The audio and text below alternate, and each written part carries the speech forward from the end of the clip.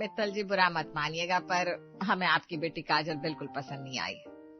सुनीता जी अपने पूरे परिवार के साथ अपने इकलौते बेटे राजीव के लिए लड़की देखने आई थी। क्या ये आप क्या कह रही है बहन जी? हमारी काजल इतनी खूबसूरत है, फिर आपको पसंद क्यों नहीं आई? हाँ, माना आपकी बेटी खूबसूरत है, लेकिन आपकी बेटी के चेहरे पर ना काला तिल नहीं है, जैसा मुझे मेरे बेटे की पत्नी के लिए चाहिए। अरे तो तिल वाली बहू क्या आपको सोने का खान ला कर देगी, जो आप तिल वाली बहू के पीछे पड़ी है? देखिए मित्तल जी, मुझे अपने बेटे के लिए सबसे खूबसूरत लड़की चाहिए, बिल्कुल मेरी पसंद के मुताबिक। हमें ये रिश्ता मंजूर नहीं है।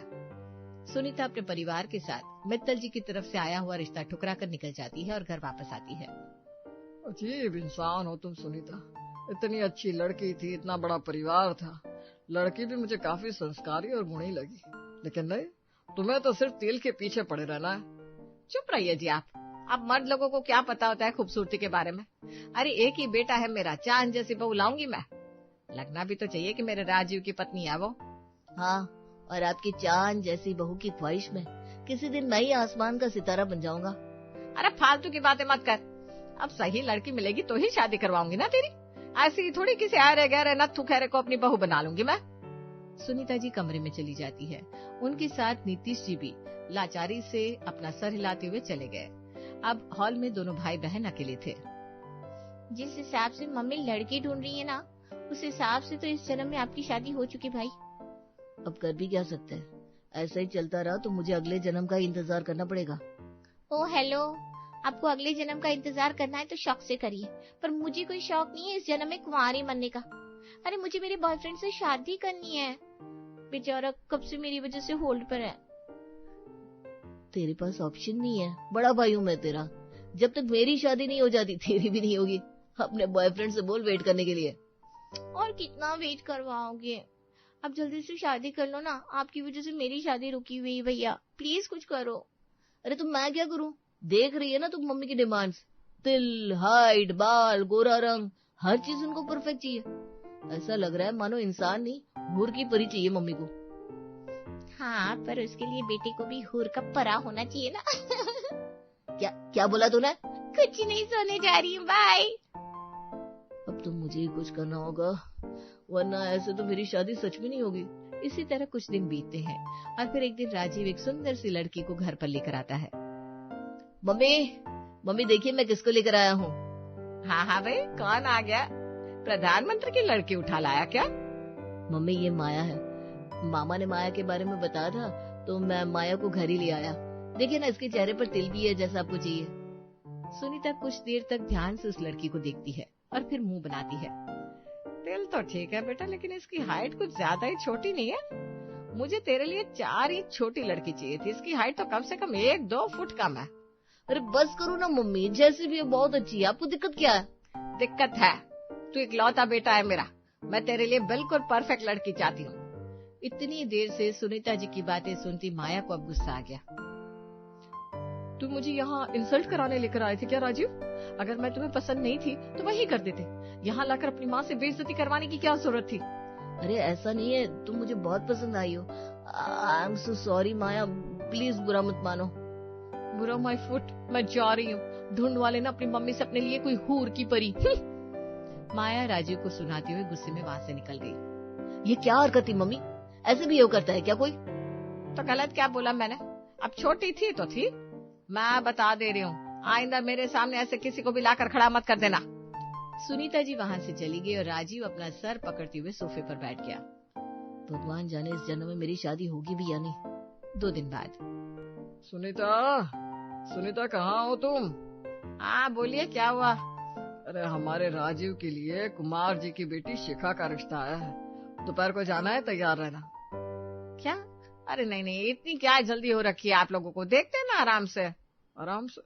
सुनीता, राजीव की शादी की उम्र हो चुकी है और कितने आराम से लड़की देखना चाहती हो तुम? अब तो लगता है तुम्हारा आराम के चक्कर में हमें लड़की नहीं आंटी ढूंढनी पड़ेगी हमारे राजीव के लिए। आप भी ना ज्यादा ही बढ़ा चढ़ा कर बोलते हैं, अब इतनी भी कुछ खास उम्र नहीं हो गई हमारे बेटे की। अरे 30 का हो चुका है, अब क्या उसके 40 के होने तक का इंतजार करोगी? नीतीश जी और सुनीता जी आपस में बात कर रहे थे कि तभी योगिता वहाँ आ जाती है। हाँ मम्मी, अब चल भी लीजिए ना, लड़की तो देखना है, कौन सा सीधा शादी करवा कर ले आएंगे। ठीक है भाई, चलते हैं। सुनीता जी का मन तो नहीं था, लेकिन अपने पति और बेटी के आगे उन्हें हार माननी पड़ी। पता नहीं इन बाप बेटे को इतनी क्या जल्दी है मेरे बच्चे की शादी कराने की। ढंग से मुझे मेरी मनपसंद की बहू भी नहीं ढूंढने देंगे ये लोग। दोपहर को सभी लोग लड़के के घर आते हैं। भैया, इस लड़की में आपको कुछ कमी लग रही है? अरे कमी तो पिछली 2 लड़कियों में भी नहीं थी। क्या भैया, आपकी भी ना कोई कदर नहीं है। जनरली रिश्ते के वक्त लड़कों से पूछा जाता है लड़की पसंद है कि नहीं। यहाँ तो सब कुछ मम्मी के हाथों में है। अरे चुप कर, वरना इस लड़की के लिए मम्मी मान भी गई ना तो मैं ना बोल दूंगा। फिर जो अपने बॉयफ्रेंड के साथ शादी करने के लिए इतना तड़प रही है ना, वो और तगड़ी हो जाएगी। अरे भैया, आप तो सीरियस हो गए, मजाक कर रही थी मैं। क्यों भाभी जी, कैसी लगी आपको मेरी बेटी? सुंदर तो है आपकी बेटी, लेकिन सच कहूँ तो ये भी मुझे मेरे बेटे के लिए बिल्कुल पसंद नहीं आ रही। क्यों भाई, ऐसी क्या खराबी है मेरी बेटी में जो आपको ये अपने बेटे के लिए पसंद नहीं आ रही? पहली बात तो इसके बाल बहुत छोटे हैं, और दूसरी बात मुझे मेरी बहू के चेहरे पर ना एक सुंदर सा तिल चाहिए जो कि इसमें नहीं है। इसलिए मुझे शिखा मेरे राजीव के लिए पसंद नहीं आई। सुनीता की बात पर राजीव, योगिता और नीतीश जी ने वहीं बैठे बैठे अपना सर पीट लिया। पर सुनीता कहाँ हार मानने वालों में से थी। रौब के साथ उठकर वो उस घर से निकल गई। मजबूरन उन तीनों को भी सुनीता के पीछे इस बार भी खाली हाथ लौटना पड़ा। मैंने तो पहले ही बोला था नहीं जाते हैं, लेकिन किसी ने मेरी बात ही नहीं मानी। अब हो गया ना, देख लिया लड़की को। मुझे तो फूटी आंख नहीं भाई वो लड़की। अरे तुम्हें आज तक कोई लड़की राजीव के लिए सुंदर लगी है? अब कोई लड़की इतनी खूबसूरत होती ही नहीं तो इसमें मेरी क्या गलती? अरे बस करिए ना मम्मी, अब क्या सच में मुझे बूढ़ा करके ही मानेंगे आप? बस करिए, हो जाने दीजिए मेरी शादी। हरगिज नहीं, तब तक तो बिल्कुल नहीं जब तक मुझे मेरे मनपसंद की बहू ना मिल जाए। शाम को योगिता अपने कमरे में बैठी फोन पर अपने बॉयफ्रेंड से बात कर रही थी। अब और कितना इंतजार करूं मैं योगिता? यहाँ मेरे मम्मी पापा ने भी मेरे लिए लड़की देखना शुरू कर दिया है। वो तो मैं एक के बाद एक लड़की रिजेक्ट करता जा रहा हूँ, वरना अब तक मेरी शादी किसी और से हो जानी थी। शुक्र मनाओ ना कि यहाँ एटलीस्ट तुम्हें रिजेक्ट करने का मौका तो मिल रहा है। यहाँ तो मेरी मम्मी हर लड़की को रिजेक्ट करती जा रही है। अरे जल्दी से अपने मम्मी से अपने भाई के लिए किसी लड़की को सिलेक्ट करवा लो ना, वरना मैं यहाँ ज्यादा दिन तक रिजेक्शन गेम कंटिन्यू नहीं कर पाऊंगा। मुझे तो यही समझ में नहीं आ रहा, जिस हिसाब से मम्मी लड़की ढूंढ रही है, मम्मी को दामाद कैसा चाहिए होगा? कहीं तुम भी मम्मी को नापसंद आ गई तो? अरे तुम्हारी मम्मी ने मुझे रिजेक्ट किया ना, तो मैं वो रिजेक्शन सह नहीं पाऊंगा। संन्यास लेकर हिमालय चला जाऊंगा मैं। अच्छा, बस बहुत हो गई है नौटंकी। क्या तुम्हें मेरी फीलिंग्स अब नौटंकी लग रही है Yogita? This is not fair. Everything is fair in love and war mister Manoj. बस एक बार मेरे भाई की शादी हो जाने दो, फिर मैं तुम्हें सब समझा दूंगी। हाँ, फिर तो इस जन्म में समझाना मुश्किल ही होगा, क्योंकि तुम्हारे भाई की शादी होते होते शायद मैं बूढ़ा हो जाऊंगा। Shut up Manoj. अच्छा चलो बाय, बाद में बात करती हूँ। दिन बीतने लगे थे, लेकिन सुनीता जी को राजीव के लिए कोई भी लड़की पसंद नहीं आ रही थी। ऐसे ही एक दिन राजीव की मौसी उनके घर आ पहुंची। अरे दीदी, आप अचानक? हमें बता देती, राजू स्टेशन पर आपको लेने आ जाता। अरे कोई बात नहीं, तू तो ऐसे बोल रही है जैसे मैं पहली बार तेरे घर आ रही हूँ। आइए बैठे, जर्नी से थक गई होंगी। एक बात बता सुनीता, तो ये राजीव के लिए एक के बाद एक लड़की रिजेक्ट क्यों करती जा रही है? अरे दीदी, अब क्या बताऊं, मुझे मेरे मनपसंद की बहू नहीं मिल रही। अरे बहू ढूंढने जा रही है या अपने लिए कोई साड़ी देखने? लड़की जैसी भी हो, घर संसार संभालना आना चाहिए उसे। बाहरी सुंदरता मायने नहीं रखती। अरे पर दीदी, आप भी तो देखिए ना, मेरा एक ही बेटा है। ऐसे ही थोड़ी किसी को अपने घर की बहू बना लूंगी। ये किसी को भी बहू ना बनाने के चक्कर में तुझे एक दिन कोई नहीं मिलेगी। फिर अपने बेटे का बुढ़ापा तू अकेले देखना। क्या दीदी, आप भी आते शादी करने लगी। अभी उम्र ही क्या है मेरे बेटे की? उम्र तो खुद से पूछ ले। और तेरी जानकारी के लिए बता दूं, तेरे बेटे के जितने भी दोस्त हैं, वो 2-2 बच्चों के बाप बन चुके हैं। आप कुछ भी कहिए दीदी, मुझे मेरे बेटे के लिए जब तक सही लड़की नहीं मिल जाती तब तक मैं उसकी शादी नहीं करवाऊंगी। अच्छा, तो मुझे भी बताना, तुझे कैसी बहू चाहिए? मुझे ऐसी लड़की चाहिए जिसके घने लंबे बाल हो, चेहरे पर एक सुंदर सा तिल हो, और मेरे बेटे से सिर्फ 4 इंच छोटी हो, ताकि उनकी जोड़ी बहुत अच्छी लगे, और मस्त फैशन वगैरह आता हो उसे। जब तक मुझे किसी लड़की में ये सारी खूबियां नहीं दिख जाती, तब तक मेरा बेटा कुंवारा ही सही है। तब तो तू अपने बेटे की शादी रहने दे। तेरी इतने सारे डिमांड सुनकर तो मुझे अब शक हो रहा है कि तू चाहती नहीं कि तेरे बेटे की शादी हो। अरे रे, इन्हें कैसे पता मैं यही चाहती हूँ।